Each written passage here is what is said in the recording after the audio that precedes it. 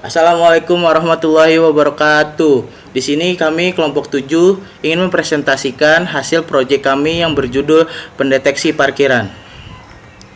Di sini terdiri dari 3 anggota kelompok, yaitu yang pertama ada Rahma Febrianti dengan NPM 2021 4350164. Yang kedua ada saya sendiri Farizah Kaukib Sadewo dengan NPM 2021 435011679. Yang terakhir ada Muhammad Alhur dengan NPM 2021 435011662. Alasan proyek kami memilih judul tersebut yaitu dengan notifikasi Telegram bot dan suara peringatan karena kebutuhan akan sistem otomatis dalam pengelolaan area parkir semakin meningkat, terutama di lingkungan publik seperti perkantoran, kampus, atau pusat pembelanjaan. Sistem ini dirancang untuk mendeteksi keberadaan kendaraan di area parkir menggunakan kamera. Kemudian secara otomatis mengirimkan notifikasi real-time ke Telegram dan memberikan peringatan suara lokal setelah pengambilan gambar. Pemilihan Telegram bot sebagai media notifikasi berbasis cloud memberikan kelebihan dalam akses yang cepat, fleksibel, dan tidak bergantung pada jaringan lokal, sehingga petugas atau pemilik dapat menerima informasi meskipun sedang tidak berada di lokasi. Selain itu, penambahan suara lokal memberikan sinyal langsung kepada pengendara atau petugas di tempat jika terjadi pelanggaran atau parkir sembarangan. Dengan menggabungkan teknologi computer vision, Internet of Things atau IoT, dan integrasi komunikasi modern seperti Telegram, proyek ini tidak hanya relevan dengan perkembangan teknologi saat ini, tetapi juga memberikan solusi praktis dan efisien untuk mengurangi kesalahan manusia, meningkatkan keamanan, dan mempermudah pengawasan parkir secara otomatis. Studi kasusnya yaitu sistem pendeteksi parkiran mobil otomatis dengan notifikasi Telegram dan suara peringatan diterapkan di area parkir kantor XYZ. Ini adalah contohnya saja untuk mengatasi masalah parkir sembarangan yang sering terjadi di zona terlarang seperti jalur evakuasi dengan memanfaatkan kamera dan teknologi pendeteksian objek. Sistem ini secara otomatis menangkap gambar kendaraan yang melanggar, mengirim notifikasi ke Telegram petugas keamanan, serta membunyikan peringatan suara di lokasi kejadian. Solusi ini meningkatkan respons petugas, mengurangi pelanggaran, dan memungkinkan pengawasan 24 jam tanpa harus menambah jumlah personel, serta menyediakan dokumentasi pelanggaran sebagai bukti tindak lanjut. Gambar di samping adalah hasil scan dari Telegram bot, yaitu parkiran tersedia dan parkiran penuh dan alihkan ke parkiran lain. Saya Muhammad Alhur. Di sini saya ingin menjelaskan sintaks program. Tujuan dari sintaks program adalah untuk memberikan aturan penulisan yang baku agar komputer dapat memahami dan menjalankan instruksi yang dibuat oleh programmer. Sintaks memastikan bahwa setiap perintah ditulis dengan struktur yang benar sehingga dapat diterjemahkan secara tepat oleh mesin. Dengan mengikuti sintaks yang sesuai, programmer dapat menghindari kesalahan penulisan, mempermudah proses debugging, serta menjaga agar kode tetap rapi, konsisten, dan mudah dipahami oleh orang lain. Selain itu, sintaks berfungsi sebagai standar komunikasi antara manusia dan komputer sehingga logika dan alur program dapat dijalankan sesuai yang diinginkan. Selanjutnya saya akan menjelaskan step yang pertama, install dan import library yang terdiri dari beberapa sintaks. Ada pip install, merupakan perintah shell yang digunakan di lingkungan Jupyter Notebook atau Google Colab untuk menginstal library Python. Tanda menunjukkan bahwa perintah ini akan dijalankan di sistem bukan sebagai kode Python biasa. Yang kedua, ada Ultralytics. Library ini digunakan untuk memproses computer vision, terutama untuk object detection dengan model YOLO.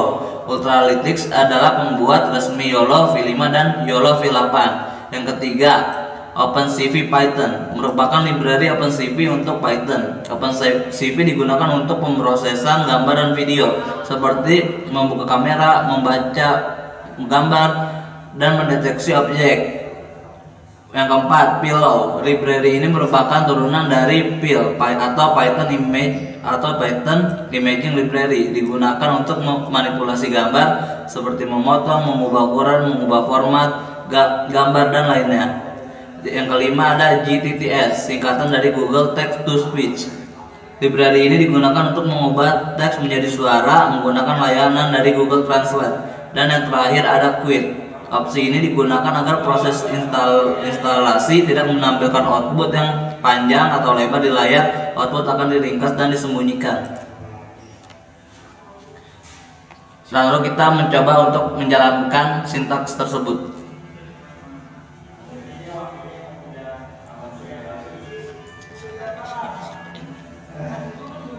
Nah, di sini sudah kelihatan tanda checklist, tandanya itu sudah berhasil untuk dijalankan.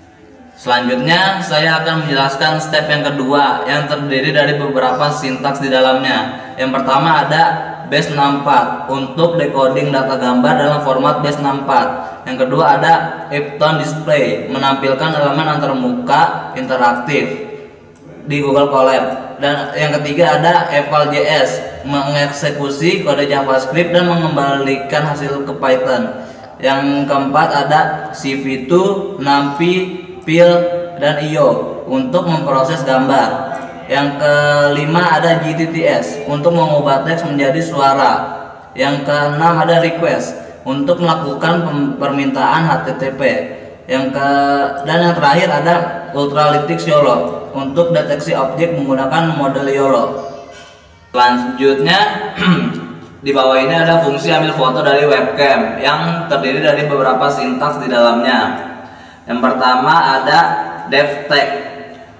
Fungsi ini digunakan untuk mengambil foto dari webcam melalui Google Colab. Yang kedua ada JS JavaScript.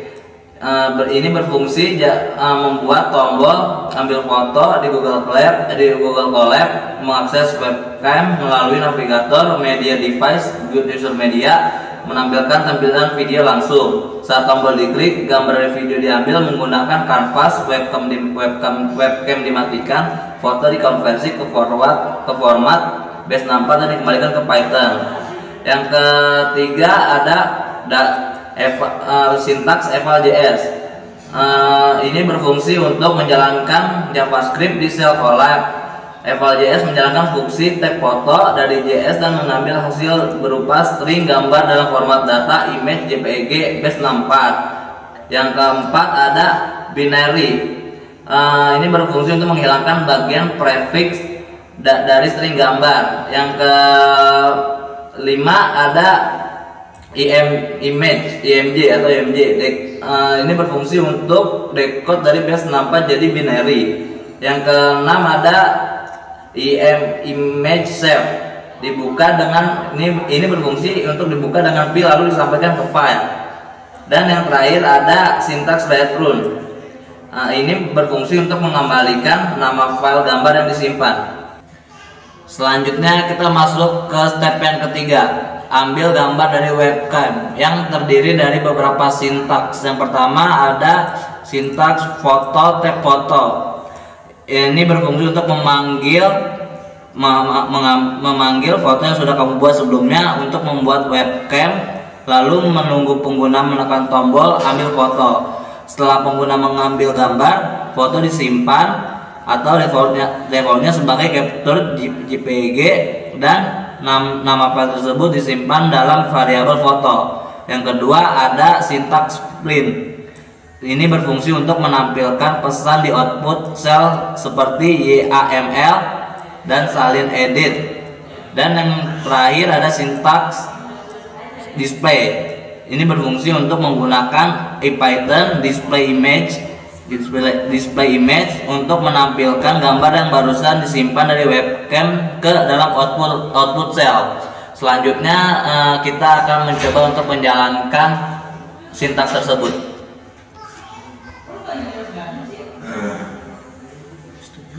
Setelah muncul kata-kata seperti ini, langsung aja kita lanjut untuk menyetujuinya.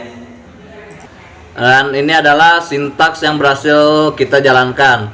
Setelah itu kita mencoba untuk mengambil foto untuk mendeteksi seberapa banyak mobil yang ada di dalam foto ini. Habis itu ambil foto, klik ambil foto.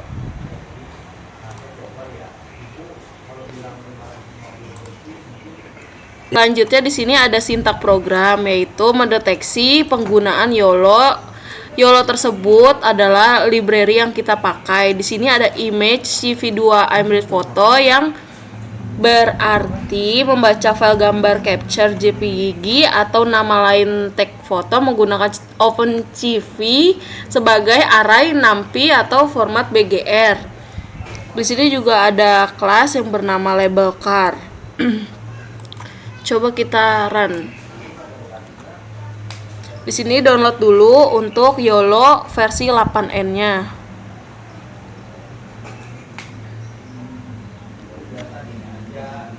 Kayak di sini terdeteksi 8 mobil. Maka selanjutnya kita akan menyimpan hasil deteksi yang tadi sudah kita run. Di sini terdeteksi dan hanya gambar yang jelas saja yang terdeteksi. Di sini ada kotak-kotak yang objek terlihat. Terus selanjutnya ini adalah sintaks untuk mengirimkan report-report yang ke Telegram. Sebelumnya cara membuat boot Telegramnya itu masuk ke Telegram, buka yang namanya boot folder. Di sini bisa kita dari Neoboot. Di sini dia minta untuk username atau nama boot yang kita inginkan. Di sini saya memakai parkiran. Jika dia ada username yang sama, maka akan memunculkan notif seperti ini. Selanjutnya di sini jika berhasil didapatkan nomor token HTTP IPE. Di sini ada nomor token dari boot parkiran. Untuk mengecek chat ID-nya itu ada di HTTPS, terus masukin tokennya slice Telegram. Untuk sintaks yang berawalan ini, jika mobil lebih dari 6 mengirimkan notifikasi parkiran penuh, alihkan ke parkiran yang lain. Di sini sintaks ini untuk mengirim suara autoplay. Suara autoplay tersebut akan memainkan perhatian parkiran penuh harap mencari parkiran lainnya. Dengan di save peringatan .mp3. Lalu jika parkiran tersedia atau kurang dari 6, di sini ada status parkiran tersedia. Di sini kita memasukkan token Telegram boot yang tadi sudah dibuat, dan di sini ada chat ID yang sudah kita deteksi dari token boot ini. Nah, di sini untuk pembuatan caption yang dikirimkan kepada Telegram. Hasil deteksi mobil via webcam, jumlah mobil terdeteksi, car count, and status. Di sini juga memasukkan URL Telegram boot. File yang dikirimkan berupa foto dan chat ID yang sudah ditentukan. Dan di sini jika berhasil dikirimkan kepada Telegram, maka status berhasil. Jika gagal, seperti ini. Coba kita run. Perhatian, parkiran penuh harap mencari parkiran lain. Nah, di sini parkiran lebih dari 6 mobil, maka yang dikirimkan kepada Telegram statusnya parkiran penuh, alihkan ke parkiran lain dengan suara yang tadi sudah dimunculkan atau autoplay. Perhatian, parkiran penuh harap mencari parkiran lain. Saya akan menjelaskan step yang pertama. Menggunakan library perintah tersebut akan menginstal semua library yang dibutuhkan untuk menjalankan proyek yang berkaitan dengan deteksi objek menggunakan YOLO, pengolahan gambar, dan konversi teks ke suara, sambil menyembunyikan output instalasi agar lebih rapi.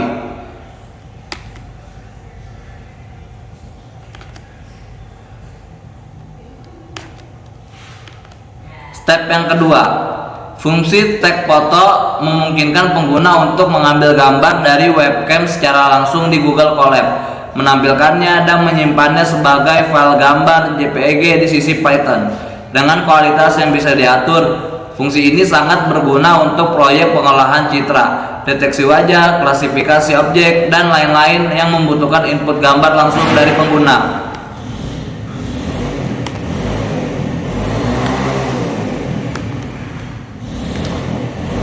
Step yang ketiga, kode ini menjalankan proses pengambilan gambar dari webcam, kemudian menampilkan nama file dan pratinjau gambar langsung di Google Colab. Ini sangat berguna untuk aplikasi seperti deteksi wajah, input data gambar secara langsung, proyek machine learning berbasis citra, dan verifikasi visual langsung dalam PeopleLine.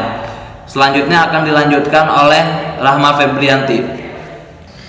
Baik, selanjutnya ada step 4. Kode ini digunakan untuk mendeteksi objek mobil dari gambar yang diambil melalui webcam menggunakan model YOLO V8, menghitung jumlah mobil yang terdeteksi, serta menampilkan bounding box dan label pada setiap mobil dalam gambar. Setelah proses deteksi selesai, langkah selanjutnya biasanya adalah menyimpan atau menampilkan gambar hasil deteksi, serta memanfaatkan nilai car count untuk analisis lebih lanjut seperti memberikan notifikasi apabila jumlah mobil menunjukkan kondisi parkiran penuh. Selanjutnya ada step 5. Kode ini digunakan untuk menyimpan dan menampilkan gambar hasil deteksi YOLO, di mana mobil telah diberi kotak hijau dan label secara visual dalam gambar. Sangat berguna untuk verifikasi hasil deteksi secara langsung di collab.